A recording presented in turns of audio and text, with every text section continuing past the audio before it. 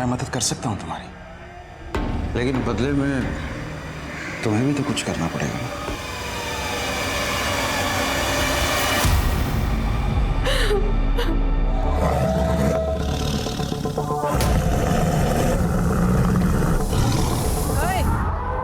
ऐसी हरकत करने की सोचना भी मत, वरना गाड़ी सीधे तेरे ऊपर चढ़ा दूंगी। चल निकल यहाँ से, ये हमारे दोनों के बीच का मामला है।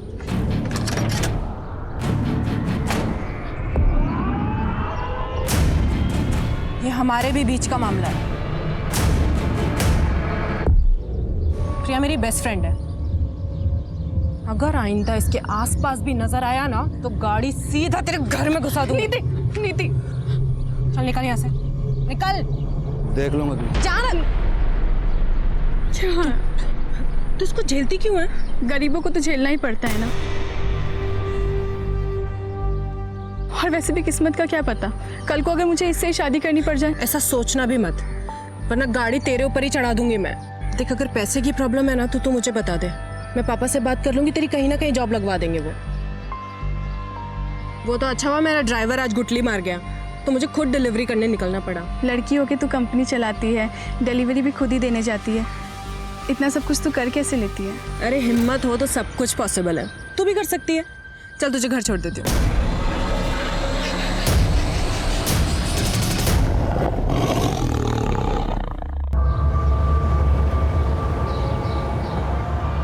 अपने पापा को बुलाइए, मैं लड़कियों से बात नहीं करता, बताऊंगा उन्हें। आप ऐसे पुराने एम्प्लॉय को कंपनी से निकाल नहीं सकती। टेक ओवर के वक्त ये डील हुई थी। डील 3 साल पहले हुई थी हेमंत जी, अब कंपनी मैं संभालती हूँ। अगर कोई ड्राइवर महीने में आधे से ज्यादा दिन काम पर नहीं आएगा तो वो बाहर जाएगा, और अगर आगे से आपने ऐसे किसी इंसान का पक्ष लिया है ना तो आप भी बाहर जाएंगे। बहुत बड़ी गलती की है मेरे पापा ने जो आपको ये बिजनेस बेचा।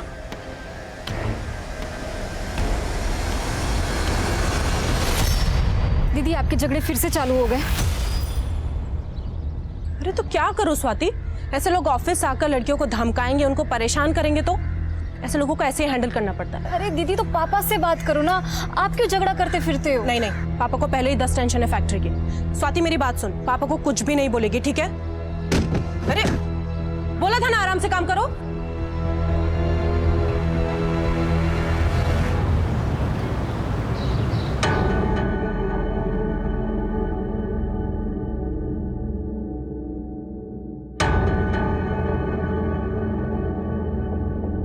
नीति, ट्रांसपोर्ट ऑफिस में क्या हुआ है? और ये पुराने मालिक का लड़का क्यों आया था? पापा वो ऑफिस आकर अपनी पावर दिखा रहा था तो झाड़ दिया मैंने। बस गार्ड से पिटवाया नहीं? हाँ? क्या पापा आप भी ना। अरे मेरा बच्चा, जो तुझे ठीक लगे ना वो कर, किसी से डरने की कोई जरूरत नहीं है। प्रॉफिट डबल कर दिया तूने बिजनेस का।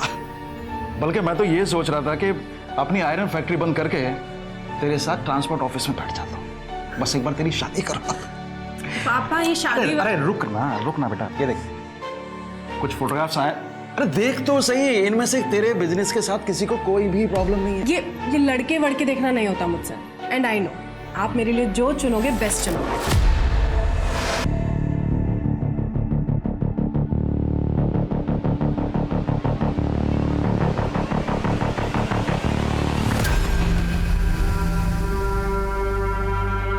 चलती है ना तू मुझसे, मेरे काम से, इसलिए बार बार मेरे काम में टांग अड़ाती है। जलन नहीं, चिंता है आपकी। ठीक है, करो जो आपके मन में है, लड़ो लोगों के साथ, कोई कुछ कर देगा किसी दिन तो। अपना मेकअप का कोर्स करने मुंबई जा, और आइंदा मुझसे बात मत करना।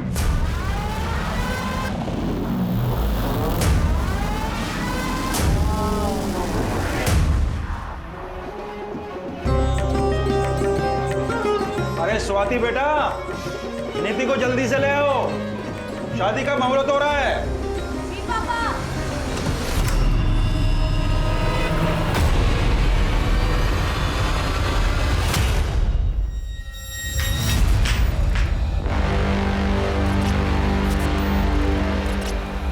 प्रिया, आप दीदी को लेके आएंगे प्लीज? हाँ, मैं अभी लेके आती हूँ। नीति, नीति, क्या हुआ? अंकल जी नीति कमरे में नहीं है। कमरे में नहीं है? मैंने बाथरूम में भी चेक किया, वहां पे भी नहीं है। अरे यहीं कहीं इधर उधर घर में होगी। तुम अंदर जाके देखो जल्दी। जाओ। नीति नीति नीति नीति नीति नीति बस कीजिए समझी जी, अब आप बता दीजिए कहाँ भगाया है अपनी बेटी को। क्या बकवास कर रहे हैं आप? मैं क्यों अपनी बेटी को उसी की शादी से भगाऊंगा? मैं सब समझ चुका हूँ कि आप क्या क्या कर सकते हैं। ये सब किया धरा आपका ही है। या तो आप यहीं बता दीजिए, नहीं तो पुलिस पूछेगी आपसे ये सवाल। सर इतना इंतजाम करके खर्चा करने के बाद अपनी ही बेटी को उसी की शादी से भगाऊंगा मैं? क्यों? तो फिर निधि शादी के जोड़े में इतने सारे मेहमानों के बीच में से गायब कैसे हो गई? सर मैं बता रहा हूँ आपको, सब कुछ किया धरा इसी आदमी का है। कोई मालदार पार्टी मिल गई होगी इसको, इसलिए मेरे 20 लाख रुपए देने के लिए। क्या 20 लाख क्या? सर वो इसने कहा था कि 20 लाख कैश शादी में देगा। मतलब चीचा को 20 लाख रुपए नहीं मिले इसलिए चीचा रूठ गए। चलिए आपको 20 लाख रुपए दिलाते, लेके जाओ इनको। अरे सर एक मिनट सर कैश है नीति के कमरे के बाजू वाले कमरे में रखा है सर, लॉकर में। और समझी जी आप गलत इल्जाम लगा रहे हैं हमारे ऊपर। कैसे बाप है आप? एक और बेटी को बिजनेस शुरू करके देते और फिर दूसरी ओर ये दहेज।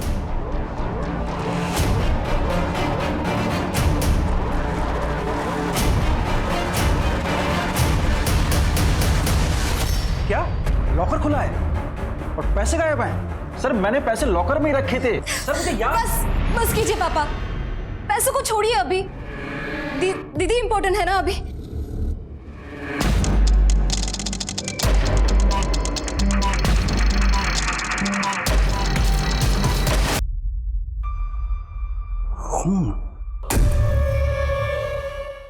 देखिए नीति बिजनेस करती है और जाहिर है कि बिजनेस में राइवल्स तो होंगी, तो उसका किसी के साथ कोई झगड़ा या फिर किसी पर आपको कोई शक? हेमंत हो सकता है, या फिर वो प्रिया का आशिक अभय। अभय और हेमंत वाली बात तो पुरानी हो गई है। तू ब्यूटी पार्लर के कोर्स के लिए मुंबई चली गई थी, तुझे कुछ नहीं पता है। सर वो आए दिन नंदू टेरिस पर आ जाता था। नंदू? जी, नीति के लिए उसका रिश्ता आया था। बताया गया था कि वो डॉक्टर है, लेकिन बाद में पता चला कि वो किसी अस्पताल में छोटी सी जॉब करता है, सिर्फ 30,000 रुपए कमाता है। तो मैंने रिश्ता कैंसिल कर दिया। इसी बात को लेकर पूरी फैमिली झगड़ा करने आती थी, और खास करके वो नंदू। तो क्या करता? नीति के पापा उससे बात तक नहीं करने देते थे, इसीलिए एक दफा बात करने के लिए टेरेस के थ्रू गया था। लेकिन इसका ये मतलब नहीं होता ना कि मैं नीति को उठा कर लेके जाऊंगा। मेरे हॉस्पिटल में मेरे बारे में पूछताछ कर लीजिए। आज तक किसी के घर में डाका डालने की नौबत नहीं आई नंदेश शर्मा की। मैं नीति जितना नीच नहीं हूं सर कि बिजनेस के लिए इस हद तक गिर जाऊंगा। आप किसी से भी पूछ लीजिए, उस रात मैं अपने घर पे था और ये जो उसकी हरकतें थी ना, ये तो होना ही था उसके साथ। हाँ मैं गया था वहां पे, नीति के बगल में ही मेरे चाचा जी रहते हैं, उनकी लड़की का बर्थडे है आज, इसलिए गया था। अरे साहब कुछ करना होता ना तो 6 महीने पहले कर देता। 6 महीने इंतजार क्यों करूंगा? वैसे भी मेरी और प्रिया की शादी होने वाली है। पर प्रिया तो तुम्हें पसंद ही नहीं करती है ना? साहब प्रिया तो मुझे हमेशा से पसंद करती थी, और वो नीति है जो उसको मेरे खिलाफ भड़काती रहती है। एक नंबर की चालाक लड़की है।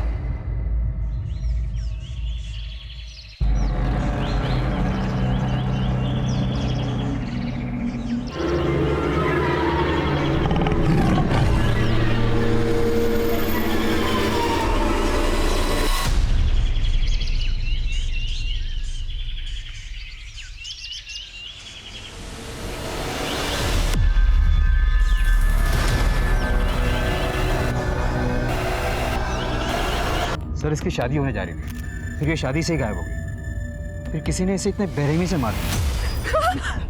नीति!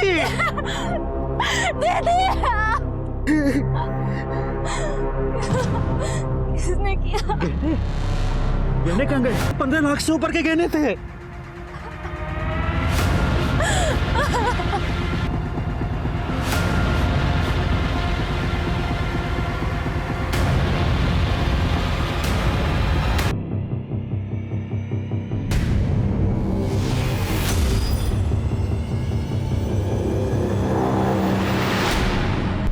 सर ये ब्रिजनाथ बहुत ही अजीब बात। सामने बेटी की लाश पड़ी थी और उसके मुंह से सबसे पहले क्या निकला?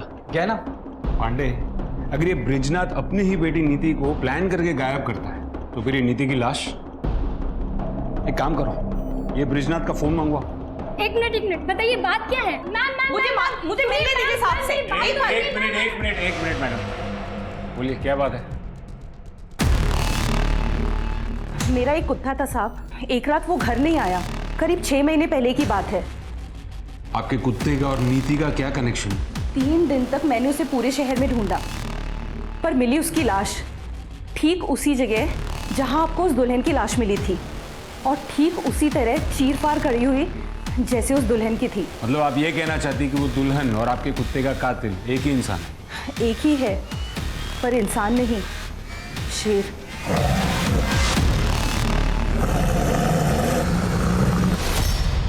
मैडम इस जंगल में सियार तक नहीं है, शेर? मुझे मालूम था आप लोग ऐसे नहीं मानेंगे, इसीलिए। 1 मिनट। जीतू, जीतू, इधर आ। साहब ये जीतू है, वो रामदीन सिंह है ना, उसकी वर्कशॉप में काम करता था, जहां वो लकड़ी और रद्दी का काम होता है। अभी 3 महीने पहले इसने नौकरी छोड़ी है। जीतू बता ना साहब को, तूने उस दिन क्या देखा था? बता, डर मत, बता। साहब उस रात ना बहुत बारिश हो रही थी, इसलिए मैं ना कारखाने में रुक गया था, और जब बारिश बंद हुई ना तो मैंने बड़े से जानवर की परछाई देखी। मतलब रात के अंधेरे में तूने परछाई देख ली? हाँ साहब, मतलब मेरा कि मैंने एक बड़े से जानवर को वहां से जाते हुए देखा। मैं इतना डर गया था ना, पूरी रात में कारखाने में रुका, और उसके बाद मैंने कुत्ते की चीख सुनी। बेटा बारिश तो बहुत हुई थी ना उस रात, है ना? तो जमीन तो गीली हो गई होगी, तो दूसरे दिन सवेरे तुझे शेर के पंजों के निशान नहीं दिखे? बोल। कुछ भी हो जाए आप लोग तो मानेंगे नहीं, क्योंकि शेर को पकड़ना तो आप लोगों के बस में है नहीं। जीतू चल, इन्हें बोलने का कोई फायदा नहीं, ये हमारी बात पे विश्वास नहीं करेंगे। सर ये रिपोर्ट आ गया। हाँ, ये क्या नया ट्रैक है पांडे? शेर? सर ये सरिता जी अकेली रहती हैं, तो शायद मनगढ़ंत कहानियां बनाती होंगी। सर मेन प्रॉब्लम तो यहाँ है फॉरेंसिक रिपोर्ट पे। किसी सस्पेक्ट का होगा, नंदू और बाकी सस्पेक्ट से मैच करवा। जी सर। अलमारी में कोई फिंगरप्रिंट्स नहीं मिला। हाँ तो पांडे ऐसा हो सकता है कि जो आया था वो ग्लव्स पहन के आया हो। तो मुझे ये बताओ ना कि पोस्टमार्टम रिपोर्ट में क्या है? सर पोस्टमार्टम रिपोर्ट में तो एक अजीब बात सामने आई है। नीति की बॉडी पर जो घाव थे, देखा चूरा। इसका मतलब है जो मर्डर वेपन है वो लकड़ी काटने के काम आता है। पांडे, ये सरिता जी जो अभी आकर गई वो किसी रामदीन के बारे में बात कर रही थी, जिसकी कुछ लकड़ी काटने की और रद्दी की वर्कशॉप। जी सर। चलो इस रामदीन से मिलकर आते हैं। कमाल करते हैं साहब, डेड बॉडी पे लकड़ी का भूसा मिल गया और आप सीधे हमारे वहां चले आए। हम ये बंद कर, बंद। सिर्फ इसलिए नहीं आए, हम इसलिए भी आए हैं क्योंकि वो बॉडी आपके इस वर्कशॉप से सिर्फ 200 मीटर की दूरी पर मिली है। तो हमारा क्या लेना देना है ब्रिजनाथ की बेटी से साहब? वो सरिता सही कह रही है, ये शेर नहीं किया है। वो दुल्हन को और कौन मारेगा साहब? आप लोग भी ना। आपके वर्कशॉप में इस्तेमाल होने वाले औजार कहाँ है वो? साहब औजार का वो हिसाब हमारा सुपरवाइजर रखता है, हेमंत। हेमंत साहब, हेमंत। हाँ सर। तुम? आप जानते हैं इसे? हाँ। तुम यहाँ क्या कर रहे हो? सुपरवाइजर की नौकरी कर रहा हूँ, और क्या कर रहा हूँ? उस नीति ने बर्बाद जो कर दिया मुझे।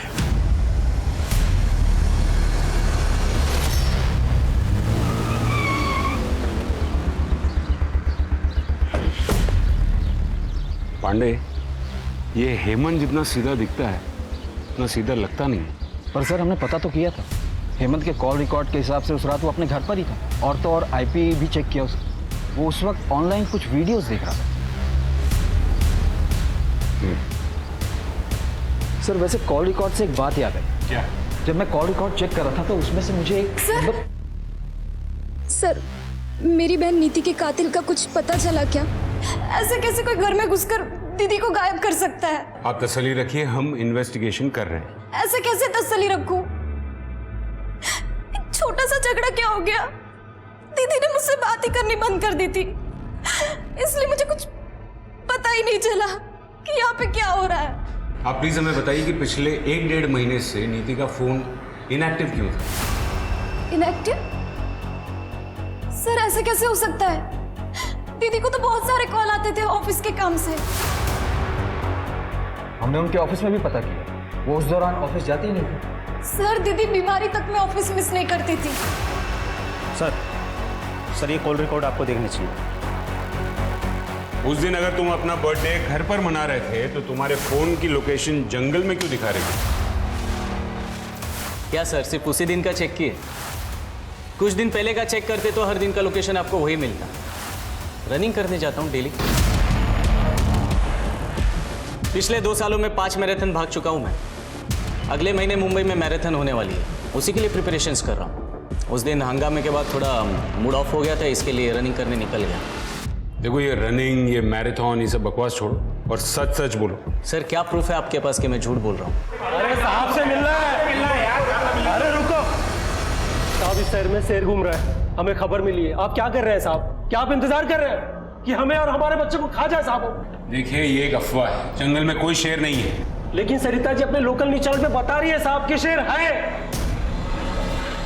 मैंने खुद सुनी थी शेर की दहाड़ उस दिन लकड़ी की वर्कशॉप के पास, पर पुलिस तो कभी ये मानेगी नहीं। सर अगर सच में ही शेर हुआ तो? कमाल कर रहे हो पांडे, मतलब 10 साल से शेर उस जंगल में है और अब अचानक उसे भूख लगी। पांडे मुझे टेंशन तो इन लोगों की हो रही है। आज तो जैसे तैसे भगा दिया, लेकिन डर फैल रहा है शहर में। पांडे अपने शहर में एक प्रोफेसर शेखर है, ये जंगल वगैरह में रिसर्च करते हैं। हाँ सर, उसे जंगल का चप्पा चप्पा पता है। उनको बुला के लेके आओ। शहर के लोगों को उनकी बात पर बहुत भरोसा है। अगर वो कहेंगे ना कि शेर नहीं है तो शायद लोग मान जाएंगे। जी सर।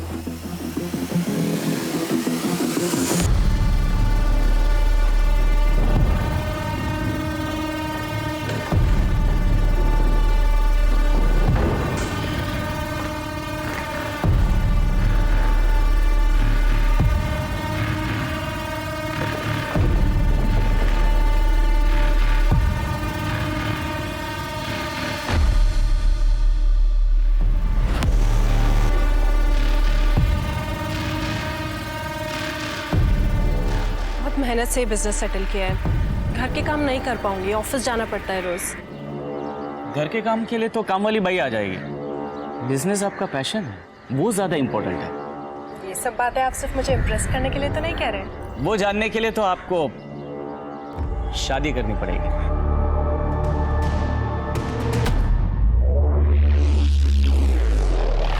दस साल से चल रही है शेर की कहानी। एक सर्कस कंपनी आई थी, उनके पास शेर तो था नहीं, लेकिन उन्होंने पूरे शहर में ढिंडोरा पीट दिया कि शेर का खेल दिखाएंगे। और इवेंट वाले दिन उन्होंने कह दिया कि शेर जंगल में भाग गया। तब से लोगों को लगता है कि जंगल में शेर है। प्रोफेसर साहब, अगर जंगल में शेर नहीं है तो फिर ऐसा कौन सा जानवर है जो इंसान की जान ले सकता है? सर ऐसा कुछ भी नहीं है। इतने सालों से मैं पेड़ों की गैर कानूनी कटाई के खिलाफ लड़ाई लड़ रहा हूँ और इसीलिए इस जंगल का चप्पा चप्पा जानता हूँ मैं। और जितना मैं लोगों को समझाने की कोशिश करता हूँ कि जंगल में कोई शेर नहीं है, उतना ही मेरी बुआ लोगों को आकर बोलती है कि इस जंगल में शेर है, शेर है। बुआ? हाँ सर, सरिता जी मेरी बुआ हैं। वो मेरी बात समझती ही नहीं है। लेकिन खैर, अगर आप कह रहे हैं तो मैं पूरी कोशिश करूँगा कि लोगों को समझा पाऊँ।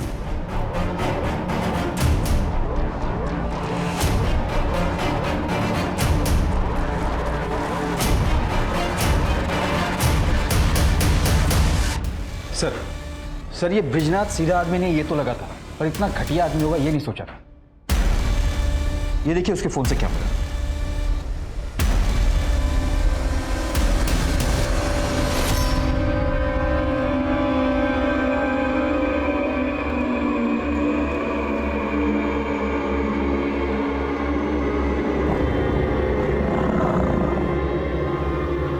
कौन है?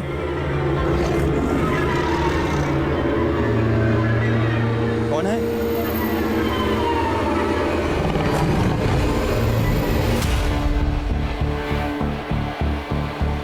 क्यों अपनी बेटी की ऐसी फोटोग्राफ्स लूंगा?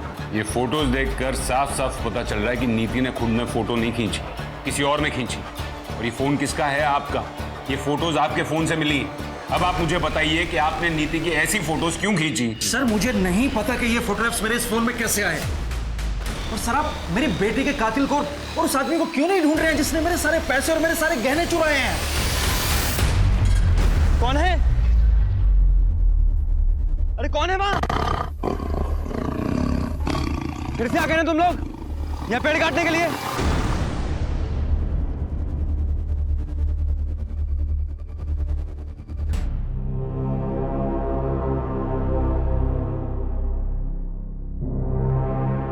ऐसे क्या दिख रही है? आपने सच में दीदी के साथ कुछ किया तो नहीं ना? शादी के कुछ हफ्ते पहले से दीदी का फोन क्यों बंद था? तुझसे बात नहीं करनी थी।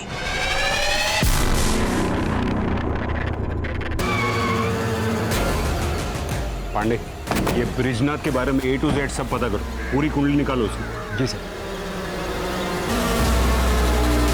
दुल्हन को जैसे मारा था ना, बिल्कुल वैसे ही मारा है।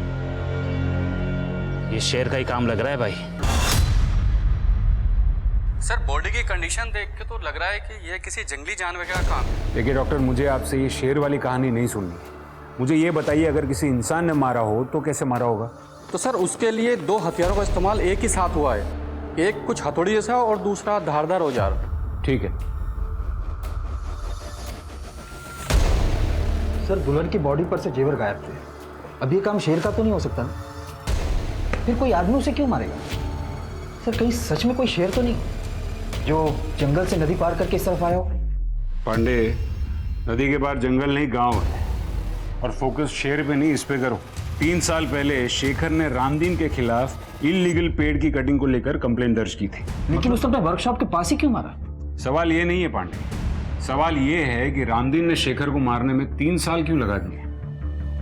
या फिर ऐसा हो सकता है कि नीति और शेखर ने रामदीन को एक साथ देख लिया हो पेड़ काटते हुए। सर इस रामदीन को उठा लो। नहीं, अभी नहीं, फिलहाल उसके खिलाफ सबूत इकट्ठा करने होंगे। एक काम करो, रामदीन की पास्ट और प्रेजेंट की पूरी हिस्ट्री निकालो और देखो कोई ऐसा मिलता हो जिसे वर्कशॉप के अंदर की सारी डिटेल्स पता हो। सर वो जीतू था ना जो रामदीन की वर्कशॉप में काम करता था? मैं कह रहा था मैं नहीं आ पाऊंगा इस बार त्योहार पर। यहाँ पे एक अजीब सा मर्डर का केस आया है। पर भैया देखो ना, कुछ हो सकता हो तो। नहीं हो पाएगा। एक दुल्हन का मर्डर हुआ है ना, वो भी बड़ी अजीब तरीके से, पूरा चीर फाड़ दिया उसको। एक दुल्हन के मर्डर का केस हमारे थाने में भी आया था कुछ 1 साल पहले। सेम वैसे तरीके से उसे भी चीर फाड़ दिया गया था और आज तक ये केस सॉल्व नहीं हो पाया। शेर की बात ही हो। सर मेरा भाई श्याम मेरे गांव पालिका एक कांस्टेबल है। तो सर उसके थाने में भी सेम केस आया था जो अभी तक सॉल्व नहीं हुआ है। सर शेर का तो पता नहीं, लेकिन मर्डर जो है लगभग सेम तरीके से ही हुआ है। और सर जिसका मर्डर हुआ था ना, वो एक दुल्हन ही थी। कब हुआ था ये? और उस केस की और कोई डिटेल्स हैं? सर करीब 1 साल पहले की बात होगी, लेकिन सर दुल्हन की आइडेंटिटी अभी क्लियर नहीं हुई है। ठीक है, वहाँ के ऑफिसर से बात करवाओ। जी सर। साहब वो ब्रिज जी के यहाँ पे ज़्यादा पैसे मिले थे मुझे, इसलिए मैं वर्कशॉप पे नौकरी छोड़ दी थी। और वहाँ पे शेर का भी तो खतरा था ना साहब। मेरे सामने शेर की बात मत करना, समझा? अच्छा मुझे बता कि तेरे वर्कशॉप पे कोई अक्सर रामदीन को मिलने आता था क्या? हाँ, हफ्ते में 1 दिन उनसे कोई तो मिलने आता था। उस दिन सबके जाने के बाद साहब वर्कशॉप में अकेले रुकते थे। साहब उस दिन मैं अपना झोला भूल गया था, इसलिए वापस लेने गया था। क्या कर रहे तू इधर? मेरी छुट्टी हो गई ना? साहब मेरा झोला भूल गया था मैं यहाँ पे। हो गया ना?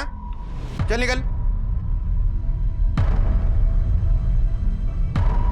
हाँ गया वो। आ जाओ। कौन था वो? साहब मैं ज्यादा कुछ नहीं देख पाया था, रामदीन जी ने मुझे भगा दिया था वहां से। सर एक मिनट। सर ब्रिजनाथ के मोबाइल में जो फोटो मिले थे उन्हें इनलार्ज करवाया। सर ये फोटो में देखिए किसी का रिफ्लेक्शन दिख रहा है, नीति की फोटो खींचते हुए। ये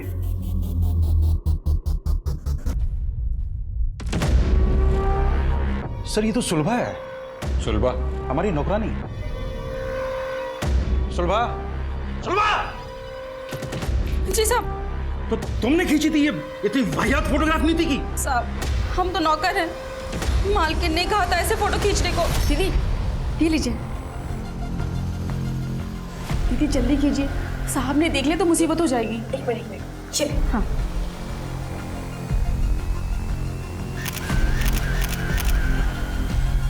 पर दीदी के पास खुद का अपना फोन था, तो पापा के फोन से क्यों खिंचवाएंगी? मालिक ने 1.5 महीने पहले फोन छीन लिया था। छीन लिया था? ये घर में क्या चल रहा था पापा? कुछ नहीं चल रहा था। मैं आपकी थोड़ी मदद कर देता हूँ। यहाँ आने से पहले हमने आपके सारे अकाउंट्स चेक किए। पिछले कुछ महीनों में क्रेडिट कार्ड से काफी शॉपिंग की है आपने। Fridge, TV, washing machine. अरे पर किसके लिए? घर में ऐसा कुछ नया तो आया नहीं है। आपके घर के लिए नहीं, इन सारी चीजों की डिलीवरी प्रिया के घर पे हुई थी। प्रिया, नीति की दोस्त। अब आप कुछ बताएंगे या फिर बाकी की कहानी मैं प्रिया से पूछ लूं? क्या करती सर, घर में खाने तक को पैसे नहीं थे और फिर ब्रिज जी मुझे मिले। नीति ने मुझे बताया तुम्हारे बारे में। मैं मदद कर सकता हूं तुम्हारी, लेकिन बदले में तुम्हें भी तो कुछ करना पड़ेगा ना।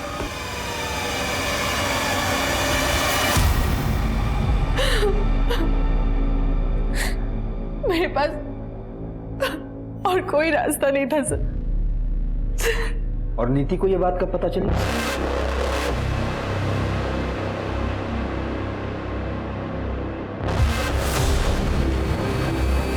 पापा,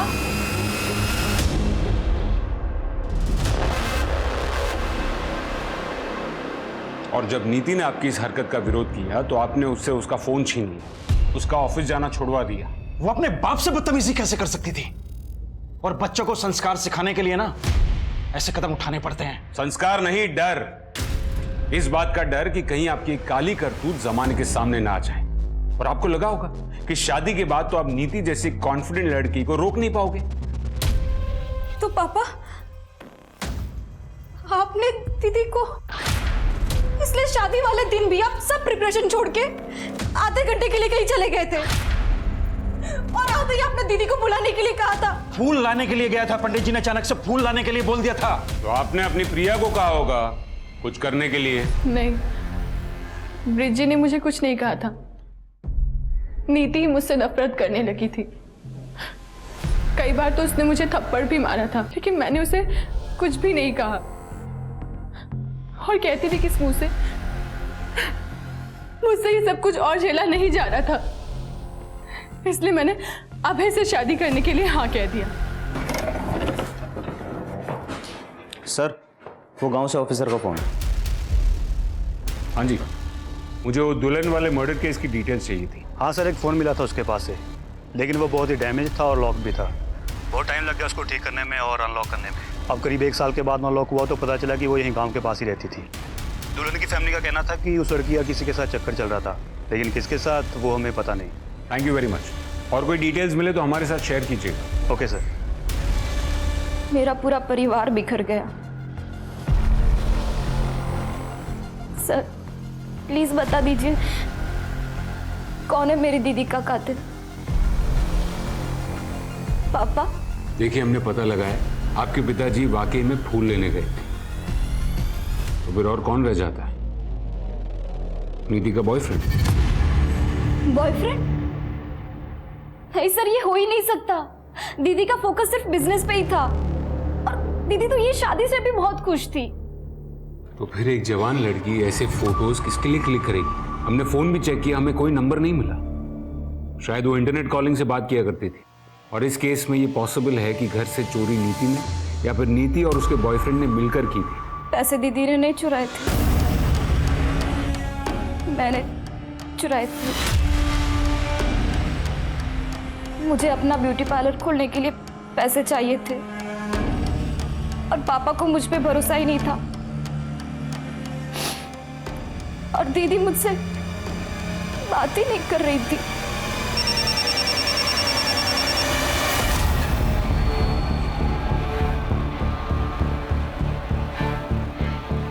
सर, माधुरी के बॉयफ्रेंड का पता चल गया है। अच्छा, लेकिन वो भी मर चुका है। गांव के करीब 70 किलोमीटर दूर उसकी बॉडी मिली थी। उसका खून भी करीब उसी टाइम पे हुआ है जब माधुरी का खून हुआ था। खूनी ने दोनों को किसी तेजदार हथियार से चीर फाड़ दिया है। कमाल है, 3 खून और वो भी एक ही तरीके से। कोई सरफिरा खूनी घूम रहा है शहर में। मैं तुम्हें फोन करता हूँ। क्या हो रहा है यहाँ पर? देखिए साहब, ये आपकी लापरवाही का नतीजा। शेर ने तो इसे लगभग मार ही डाला। तो आप इसे यहाँ पर क्यों लेकर आए? पहले हॉस्पिटल लेकर जाइए। नहीं बस देखिए, आप लोग विश्वास रखिए, हम आज के आज ही जंगल विभाग से बात करेंगे, लेकिन आप प्लीज इसे पहले हॉस्पिटल लेकर जाइए। 2-4 लोग गांव के मरेंगे नहीं ना जब तक।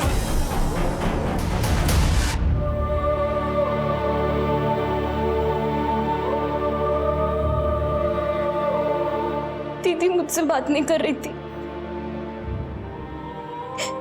तो मैंने क्यों कोशिश नहीं की उनसे बात करने की। दीदी इतनी मुसीबत में थी, उनको मेरे साथ की जरूरत थी और मैं इतनी सेल्फिश हूं कि सिर्फ अपने सपनों के पीछे दौड़ती रही। अगर मैं दीदी के साथ होती तो आज दीदी मेरे साथ थी।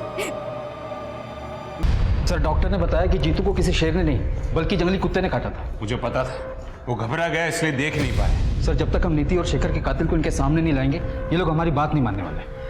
सर वो रामदीन के बारे में पता करने के लिए बोला था ना सर आप। सर पता लगा कि वो भी मेरे गांव पाली से है। एक बात और सर वो दुल्हन का जो मर्डर हुआ था उस केस की इन्वेस्टिगेशन से एक बात साफ जाहिर होती है, 6 साल पहले भी सेम तरह से मर्डर हुआ था सर वहाँ पर। किसका? वो भी एक दुल्हन थी क्या? नहीं सर, वो एक आदमी था। इनफैक्ट जिसका मर्डर हुआ था वो खुद एक खूनी था। मतलब 6 साल पहले उस आदमी का खून उसी तरह हुआ था? 6 साल से घूम रहा है, न जाने उसने कितने कत्ल किए होंगे सर। सर रामदीन हो सकता है। अच्छा जो मरे हैं उनकी फैमिली में और कौन कौन है? एक बेटा है सर। उस बेटे को ढूंढो, शायद उस बेटे ने उस खूनी को देखा हो। Hello police station, gold coin jewellers कहाँ से बोल रहा हूँ? हाँ जी बोलिए। आपने जो चोरी की हुई ज्वेलरी की फोटोज हमें भेजी थी उसमें से कोई एक मेरे यहाँ पे बेचने के लिए आया हुआ है। कस्टमर को मैंने बातों में लगा रखा है, अंदर बैठी हुई है। आप लोग थोड़ा जल्दी आइए, वैसे भी बच्ची है। वो नेकलेस मेरा नहीं है, वो नंदू भैया का है। नंदू भैया ने एक डब्बे में छुपा के रखा था, मैंने निकाल लिया। मुझे लगा कि मेरा बर्थडे का गिफ्ट है। मैंने कुछ नहीं किया सर, मैंने कुछ नहीं किया। बहुत घुमा लिया पुलिस को, अब मुंह खोल और सच बता, कैसे भगाया नीति को, कैसे उठाया? बोल। बताता हूँ सर। सर मैंने नीति को नहीं उठाया सर, वो खुद आई थी मेरे पास। हम दोनों एक दूसरे से बहुत प्यार करते थे सर। मैंने कुछ नहीं किया सर, बिलीव मी। लेकिन जब उसके पापा ने मेरा और नीति का रिश्ता तोड़ दिया तो मैंने तो उम्मीद ही छोड़ दी थी। लेकिन एक दिन खुद नीति ने मुझे फ़ोन किया था, ये कुछ 3-4 महीने पहले, और उसी के बाद हम लोग छुप छुप कर मिलने लगे थे सर। और वो खुद अपने फोटो तुझे भेजती थी?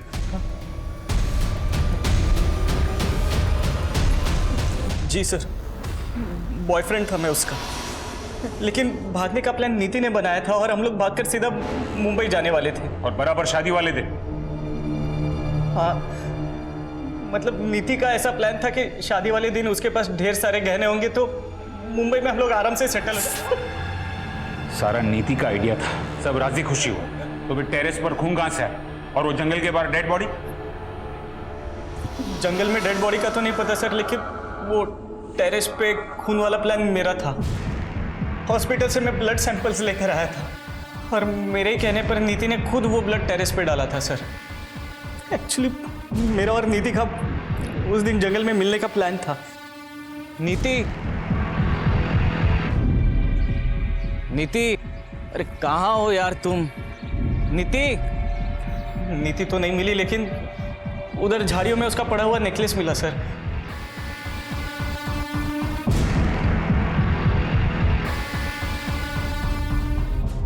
मेरा विश्वास कीजिए सर, उस दिन जंगल में क्या हुआ मुझे कुछ नहीं पता सर। उस दिन जंगल के आसपास तू अकेला ही था और कोई नहीं था।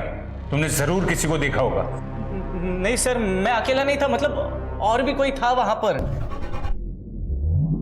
दूर से उसकी शक्ल देख तो नहीं पाया, लेकिन हाँ वो लंगड़ा कर चल रहा था। शायद उसके पैर में कोई तकलीफ थी और वो रामदीन की वर्कशॉप की ओर जा रहा था सर। सर रामदीन के वर्कशॉप में कौन कितने बजे आता जाता है ये सुपरवाइजर हेमंत को जरूर पता हो। अच्छा, वो जिसके पाँव में दिक्कत है सर, वो तो टेम्पररी ड्राइवर था जिसे कुछ सामान लाने के लिए भेजा था। क्या नाम है उस ड्राइवर का?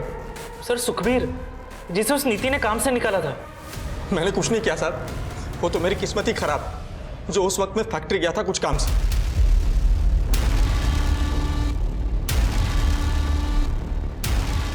ये ब्रेसलेट तुम्हारा है? हाँ सर। नया लिया? हाँ सर। पुराना कहाँ है? पुराना मैं दिखाता हूँ। ये तुम्हारा ही है ना?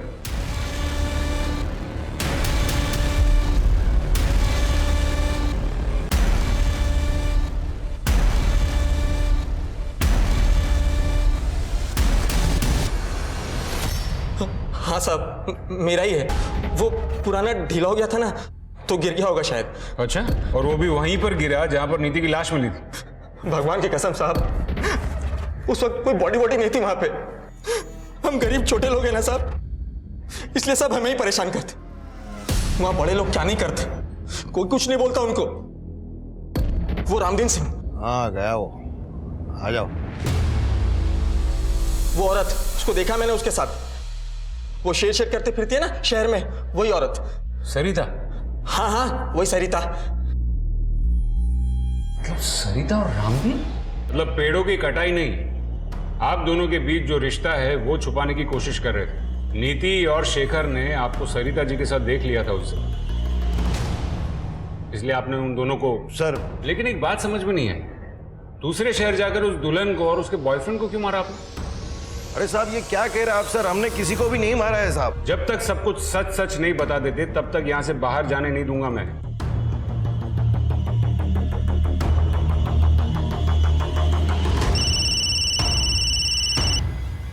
हाँ गुप्ता बोलो। सर उस बच्चे का पता किया है हमने यहाँ से। सर उसके हिसाब से वो बच्चा करीबन 1 साल पहले इसी कंस्ट्रक्शन साइट पे काम कर रहा था, लेकिन अभी वो यहाँ काम नहीं कर रहा है। लेकिन सर एक बात और पता चली है, वो दुल्हन माधुरी जिसका मर्डर हुआ था वो यहीं आसपास किसी स्कूल में काम करती थी, और सर उस बच्चे का घर भी इसी स्कूल के आसपास ही है। तो क्या इस माधुरी का उस बच्चे के साथ कोई कनेक्शन, या फिर उसके बाप के साथ कोई कनेक्शन? सर इतना तो नहीं पता, पर यहाँ पे एक गार्ड है, उसने बताया कि वो उस बच्चे को जानता था जब वो बच्चा यहाँ काम किया करता था। गुप्ता मैं एक काम करता हूँ, यहाँ डिस्ट्रिक्ट से एक स्केच आर्टिस्ट भिजवा रहा हूँ, उसका स्केच निकलवाओ। Right sir.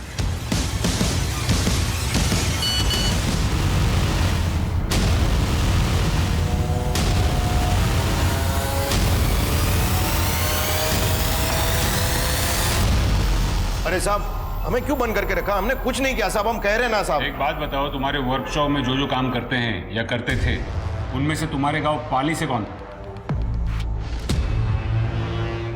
यही है वो? हाँ सर यही है वो।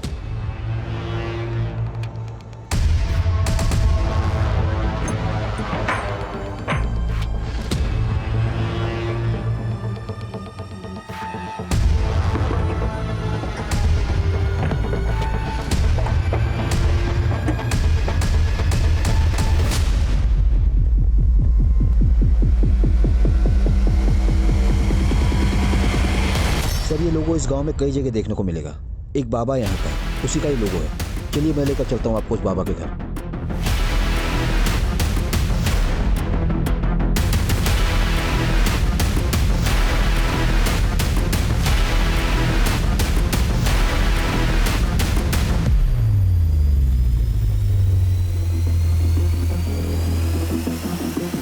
तुझे रामदीन ने इसीलिए काम पे रखा था ना, क्योंकि तू उसके गांव से है?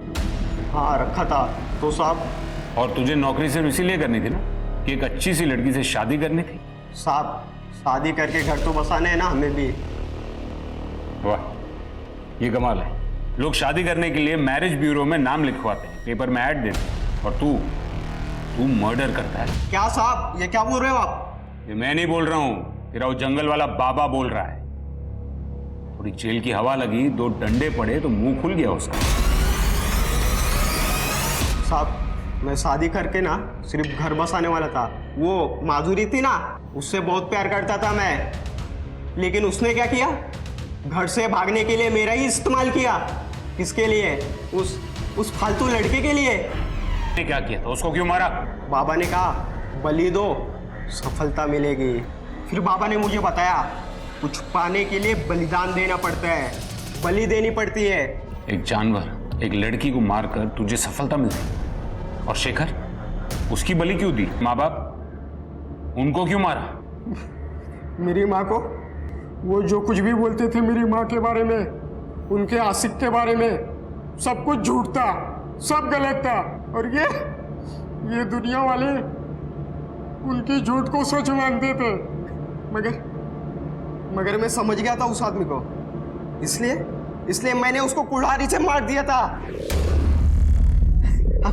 अब चिंता करने की कोई बात नहीं, बाबा ने मेरा शुद्धिकरण करवा दिया है। अब मैं शादी कर सकता हूँ, अपना घर बसा सकता हूँ। तेरा शुद्धिकरण तो बेटा अब हम करेंगे, और तेरा घर है ना, यही जेल में बसाएंगे।